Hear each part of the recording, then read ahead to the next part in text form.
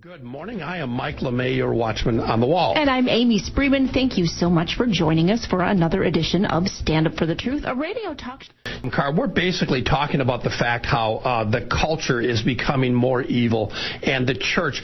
What does the church do in a growingly evil culture? How do we reach into her for Christ without being immersed into her? Yes, thank you. Well, you know, that's a question that the church has always had, even since its inception. Think of the New Testament days. I mean, it was in the midst of the Roman Empire, filled with paganism, filled with eventually emperor worship, and then eventually persecution, massive persecution against Christians.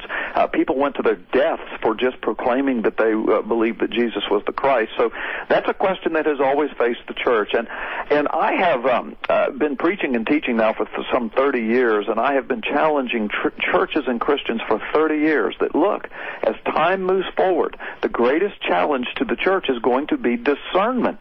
We have got to have the ability to discern truth from lies, right from wrong, biblical worldview from secular worldview.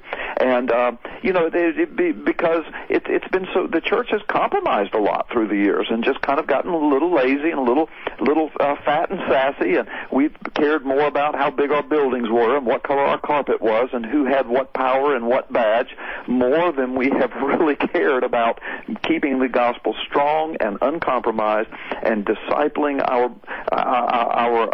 believers. Because the bottom line is, Jesus said himself, and the disciples and the gospel writers echoed it, we are the salt, we are the light, we are ambassadors, we are to always be prepared to give the hope that is within us. That's our reason for being here, Mike and Amy, and you know that. The next breath we take, the next beat of our heart, is not so that we can see how much money we can make or how powerful we can get or how much stuff we can get. If you're a born-again child of God, the reason God allows us to draw another breath is to speak truth into the darkness, to shine the light into the darkness. Well said, Carl. And when you look at